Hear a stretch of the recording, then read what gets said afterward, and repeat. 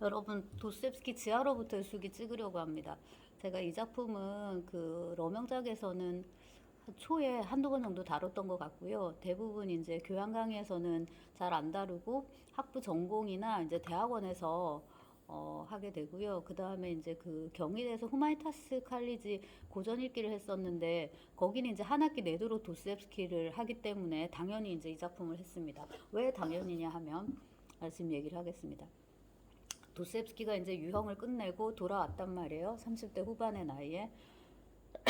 그러고서 이제 의미심장한 작품들을 많이 쓰는데 어제 찍은 영상에서 그 열린 책들 판본을 갖다 놓고 도스옙스키 그 대표 장편 말고 그걸로 가기 직전에 쓴 굵직한 작품들을 말씀을 드렸는데 다시 상기시키면 죽음의 집의 기록, 그 다음에 이제 아저씨의 꿈하고 스테판 치코보 마을 사람들, 이게 스테판 티코보가 돼요. 이제 표기법에 의하면 TI이기 때문에.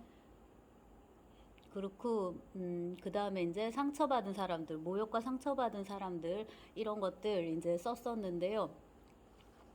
어, 이 작품들도 규모가 결코 적지 않지만 이거를 우리가 그렇게 막 그 황골탈태 작품으로 보지는 않아요. 근데 그 지하로부터의 수기는 사실 작품 자체가 그렇게 두꺼운 건 아닌데 그 다음에 작품에 막 뭔가 신나는 무슨 스토리가 전개되는 것도 아니에요. 그럼에도 불구하고 비포, 애프터, 그러니까 전기 도스옙스키, 후기 도스옙스키, 혹은 청년 도스옙스키, 중장년, 심지어 나중에 노년까지 못 갔다 봐야죠. 요즘 기준으로는 환갑에 갔으니까. 그렇게 나눌 때, 비포 애프터를 나눌 때 딱 이정표가 되는 작품이다라고 이제 표현합니다. 이정표라는 단어에 되게 잘 맞는 작품이고요. 조금 비유적인 표현을 쓰자면 그 곤충이 애벌레로 있다가 번데기로 좀 있다가 탈각한다 그러죠. 번데기를 벗고 나오는 거죠. 그때 이제 그 날개가 생겨 있단 말이에요. 날개를 움직이고 날개가 조금 젖어 있나 봐요. 가루 같은 걸 털고 말리고 그러고 이제 나눠보더라고요. 딱 그거에 해당하는 이제 작품입니다. 근데 되게 얇은데 한편으론 그래서 만만해 보이고 이런 소설이 그 다음에 제가 아까 스토리가 부실하다 했는데 그래서 소설 같지 않다. 이런 소설이 왜 이렇게 큰 의미를 지니는 것일까? 라는 이제 물음을 가지고서 이 작품을 살펴보겠습니다. 발표 연도는 1864년이고 형하고 같이 이제 잡지를 발행했는데 잡지 이름은 세기 시간이라고 해도 되는데 브레미아. 아, 그건 시대였구나. 그리고 요거는 이제 세기 에포화, 에포크인데요. 그 두 개가 차이가 많지 않아요. 그 시간 차도 많지 않고요. 네, 그래서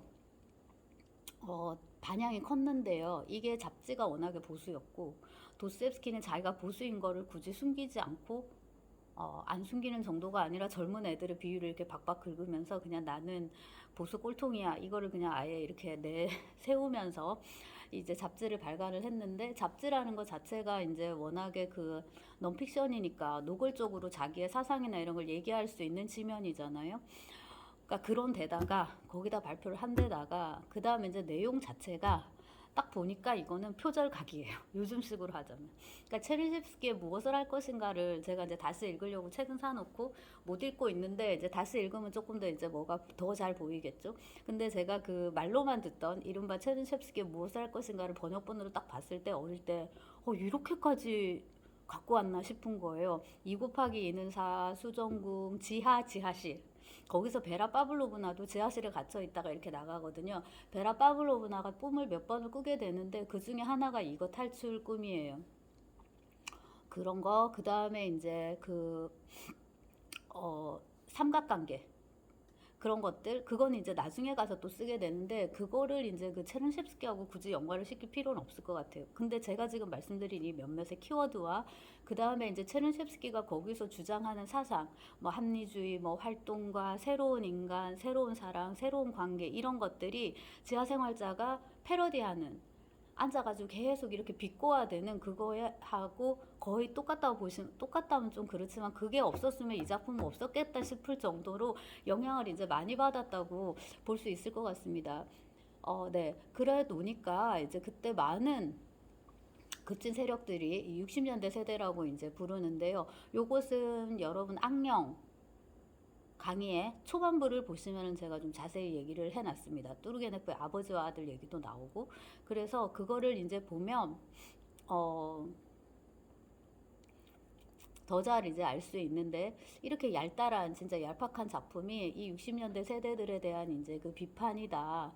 너가 정말 체르시엡스키를 싫어하는구나. 이 소설을 정말 싫어하는구나. 해가지고 이제 젊은 세대들도 그거를 이제 되게 예민하게 받아들였고, 그 다음에 요것만 썼으면 되는데 악어라는 짤막한 작품을 쓰거든요. 그래서 보통은 도스토옙스키 얘기할 때 그렇게 많이 다루지는 않는 작품인데, 제가 개인적으로 그 작품은 되게 재미있어가지고 논문도 쓰고 그랬는데, 악어 뱃속에 이제 갇히게 된단 말이에요.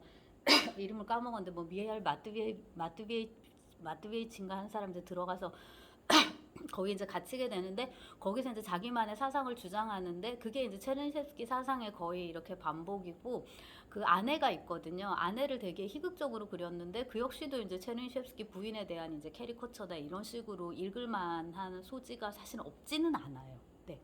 지하로부터의 수기도 마찬가지고. 그래서 이제 요 주제를 가지고서 서울대에 석사 논문도 하나 나와 있고, 지금은 이제 패션 업계로 가가지고 열심히 이제 활동하고 계신 저의 선배인데요.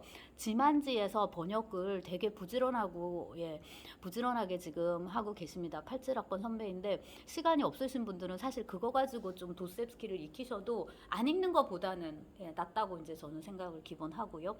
자, 그래서 지하로부터의 수기를 이해하는데 체르니엡스키의 무엇을 할 것인가와 60년대 세대의 이런 급진 사상이 하나의 그 어떤 맥락으로 작용할 수 있다라는 걸 말씀을 드렸는데, 그렇다고 해도 이 소설을 그 관점에서만 읽을 수는 없다, 당연히. 그리고 그런 사상적인 공격이 문제였다면 작가가 굳이 이런 장르를 택했을까죠? 보다 더 똘똘하게 썼을 것이고, 노골적으로, 직접적으로. 그 다음에 그게 아니더라도 에세이나 칼럼 같은 걸 많이 썼으니까 그런 식의 다른 논픽션 장르를 당연히 도스토옙스키가 이제 택했을 것이다 라는 것입니다. 다른 한편으로는 그런 이제 사상적인 어떤 비판, 그런 목적이 있었기 때문에 지하의 일부가 그렇게 이제 잡설로 채워지는데, 거기서 이제 드러나는 거죠. 출발은 저 괘씸한 것들 내가 한 소리 해줘야 되겠어, 훈수를 둬야겠어, 이런 마음으로 처음에 출발을 했는데, 하다 보니까 자기 말이 자기를 잡아먹으면서 증식해버리는 거예요. 그리고 이제 그 말이 가지고 있는 어떤 밀도, 농도 이런 게 너무 깊어지니까 지금 우리가 읽는 거예요. 그리고 이제 이거를 쓰고 가셨으면 그냥 모던한 작품, 철학적인 작품, 왜냐하면 러시아는 이런 철학 소설의 전통이 굉장히 강하기 때문에 그런 걸로 우리가 기억을 했을 텐데, 지하로부터의 수기를 쓰면서 거의 동시적으로 제압을 작업을 이제 시작을 했다고 봐야죠. 구상하고 이런 거를. 그런 이제 소설들을 썼기 때문에 다시 가서 이제 이 작품을 보게 되는 것이기도 합니다. 앙드레 지드 같은 사람 뭐 이 소설 되게 좋아했었죠. 저도 그렇고요.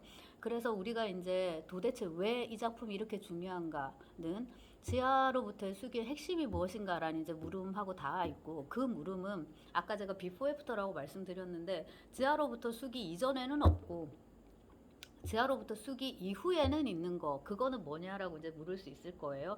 그래서 앞에는 없고 뒤에는 있는 거, 그거는 신이거든요. 제가 이제 수차례에 걸쳐 이제 그렇게 말씀을 드렸는데요. 하느님인데, 신인데, 지하로부터 수기에는 그거는 나오지 않아요. 대신에 뭐가 나오냐면 관념이 나옵니다. 그래서 도스토옙스키 후기작을 우리가 쫙 보면 그 석영준 선생님 정의대로 신이 직접 등장하진 않지만 우리를 신으로 이끄는 소설이라고. 근데 그 선생님은 가톨릭이세요. 네, 아무튼 이제 그런데 그 말에 근데 저는 아무 종교도 없지만 충분히 이제 동의는 되는데, 제 식으로 풀자면 도스토옙스키 소설의 신이라는 게 형상적으로 존재하지 않지만 신이라는 관념이 계속 있거든요. 그래서 이제 그게 우리를 자꾸만 이제 신으로 이끄는, 혹은 뭐 신에 준하는 어떤 것이 있을 수 있을까요? 아무튼 이제 그런 걸로 이끌게 되고 끊임없이 우리로 하여금 사유하게 하는데, 지하로부터 수기에서는 그게 신이라는 관념은 아니지만 관념이라는 게 나와요. 근데 이게 지금까지는 없었거든요. 그래서 앞서서 고골적 도스토옙스키에게는 없고, 이제 도스토옙스키적 도스토옙스키로 가면서 지하로부터 수기에 처음 나온 게 바로 관념이다라고 할 수 있을 것 같습니다. 그리고 이제 이 관념의 대립각은 뭐냐면, 삶입니다. 그래서 이제 관념과 삶의 이분법 이런 거를 이제 우리가 살펴볼 건데요. 여기 이제 대충 도입이고 이제 작품으로 들어가려고 이제 하는데 키워드는 의식 혹은 이제 기존의 자의식이라고 많이 번역됐었는데 이때 기존이라 하면 그냥 말씀드리면 제가 문해출판사판 지하생활자의 수기로 읽었고 그거를 굉장히 좋아했었거든요. 진짜 마르고 닳도록 하얀색에 이렇게 고개 숙인 지하생활자가 이렇게 하고 있는 그런 표지였는데 굉장히 좋아했었는데 거기에 이제 자의식이란 단어가 많이 나오고 이제 대학 초년에 그 자의식이 내 인생의 키워드이기도 했기 때문에 굉장히 열심히 줄을 치고 막 읽고 패러디 소설도 막 써보고 그때 그랬었는데요. 자라서 원문을 읽어보니까 사즈나니에 사무 서즈나니에가 아니에요. 그러니까 자의식이 아니고 사즈나니에 그냥 의식이에요. 근데 이제 그 의식이라는 건 오세베 자기 자신에 대한 의식이기 때문에 열애아홉은 왜 그 선생님이 자의식으로 번역을 했는지도 이해가 되고 당시에는 일본어판을 많이 참고를 했기 때문에 아마 그 일본 학자들이 번역을 하면서 그 스스로 자자를 썼을 수도 있겠다라는 생각도 이제 듭니다. 아무튼 이제 그거는 이제 지적을 하고 어쨌거나 원어의 의식이기 때문에 저는 뭐 다 의식으로 번역을 했고요. 번역은 이제 제가 한 거 그 민음사 판본을 가지고서 제가 쭉 이제 할 거고 그래서 키워드는 의식 혹은 자의식 그 다음에 이제 아까 말씀드린 관념과 삶의 변증법 그거에서 하나 더 가면 소설 대 반소설 그 다음에 주인공 대 반주인공 이런 이제 키워드를 뽑아올 수 있습니다. 그것을 이제 중점적으로 해가지고 얘기를 하겠습니다.